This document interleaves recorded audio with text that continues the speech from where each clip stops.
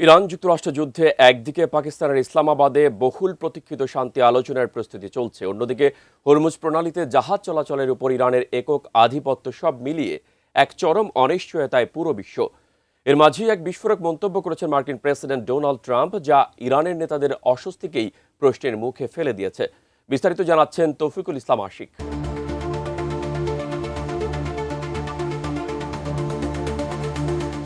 যুক্তরাষ্ট্র, ইসরায়েল ও ইরানের মধ্যকার রক্তক্ষয়ী সংঘাতে ব্যাপক ক্ষয়ক্ষতির মুখোমুখি হয়েছে সব পক্ষই। তবে মার্কিন ও ইসরায়েলি হামলায় ইরানের সামরিক অবকাঠামো এবং পরমাণু স্থাপনাগুলো কতটা ক্ষতিগ্রস্ত হয়েছে তা নিয়ে রয়েছে নানা বিতর্ক।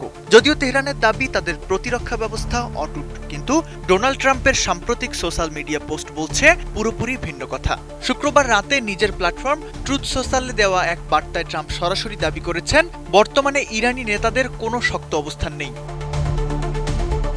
ট্রাম্পের মতে ইরানিরা ভালো যোদ্ধার চেয়ে মিথ্যা প্রচারণা এবং গণযোগাযোগে অনেক বেশি দক্ষ। তার এই মন্তব্যের পেছনে হোয়াইট হাউসের ইঙ্গিত অত্যন্ত পরিষ্কার। মার্কিন বাহিনীর কাছে ইরানি নেতৃত্বের অবস্থান ও কার্যক্রম গোপন নেই। কিন্তু প্রশ্ন উঠছে, যদি তাই হয় তবে কেন এখনো পেন্টাগন তেহরানের মূল নীতি নির্ধারকদের টার্গেট করছে না? এই প্রশ্নেরই এক ভয়ঙ্কর উত্তর দিয়েছেন ট্রাম্প নিজেই। 32 ইঞ্চি জেভিকো টিভি এখন মাত্র 15,000 টাকায়, সাথে পাচ্ছেন 3 বছরের প্যানেল ওয়ারেন্টি।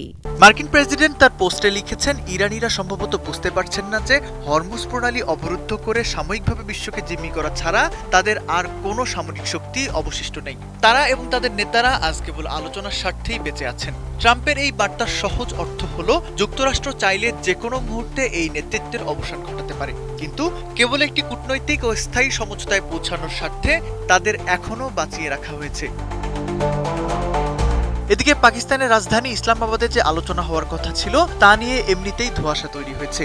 এর ওপর ট্রাম্পের এই অস্তিত্বহীনতার খোঁচা ইরানের অভ্যন্তরীণ রাজনীতিতেও প্রচন্ড চাপ সৃষ্টি করেছে। বিশ্লেষকরা মনে করছেন, ট্রাম্প আসলে ইরানকে মানসিকভাবে ভেঙে দিতে চাইছেন। তিনি বিশ্বকে দেখাতে চাইছেন, আলোচনার টেবিলে ইরান সমান শক্তি নিয়ে বসেনি, বরং তারা আমেরিকার অনুগ্রহের উপর টিকে আছে। ট্রাম্পের এই কঠোর অবস্থান ইসলামাবাদ শান্তি আলোচনাকে শুরুতেই শেষ করে দিতে পারে। তবে চাপের মুখে ইরানি নেতারা এই চরম অপমান সহ্য করেই আলোচনার টেবিলে বসতে বাধ্য হবেন কিনা, সেটাই এখন দেখার বিষয়। Taufiqul Ashiq, ATN news.